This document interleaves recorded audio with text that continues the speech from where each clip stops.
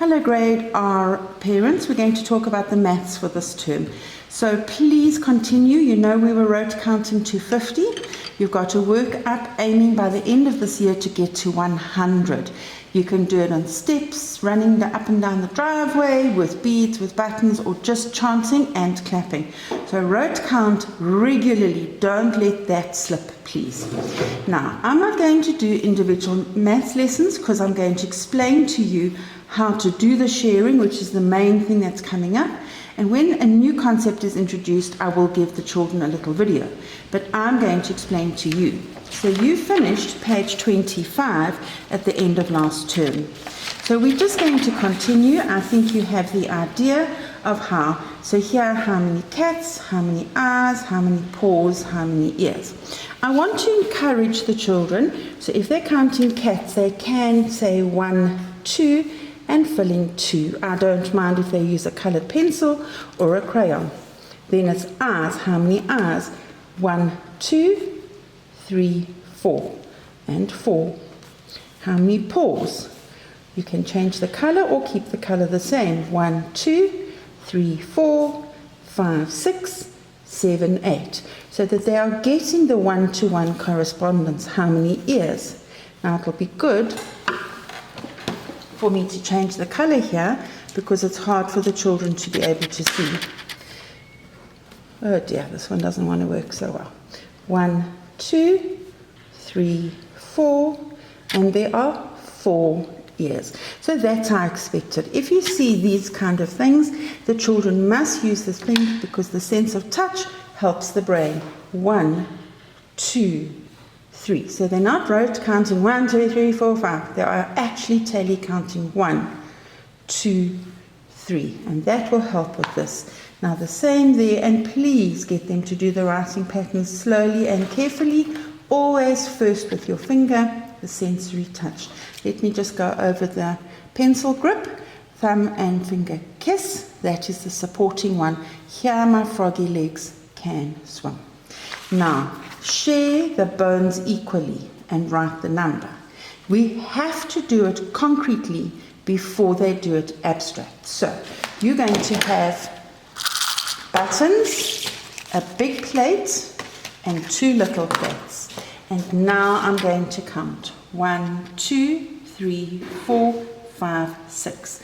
So I have 6 bones. You can use buttons, you can use Smarties, you can use jelly tots, whatever. I have 6 buttons for the 6 bones. Now sharing is 1 for you and 1 for me. We're sharing between 2 people.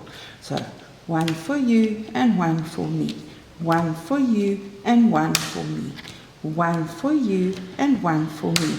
Then I count 1, 2, 3. 1, 2, 3. I ask myself the question, is it fair? Did we both get the same? When I've done it concretely, I can leave it there or I can pour it back. Now I go to my book. This dog and this dog need the bones. So it's 1 for you and 1 for me. 1 for you and 1 for me. It doesn't matter if you cross over lines. 1 for you and 1 for me.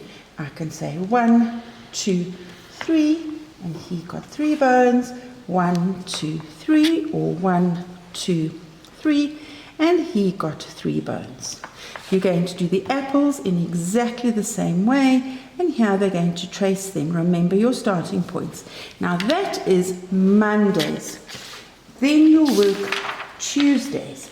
Exactly the same. There's a sharing, and this program is amazing because it keeps repeating what we've learned, consolidating, introduce something. So that will be Tuesday, 30 to 31 will be Wednesday, and Thursday. 4 days a week, we're going to do 2 pages each.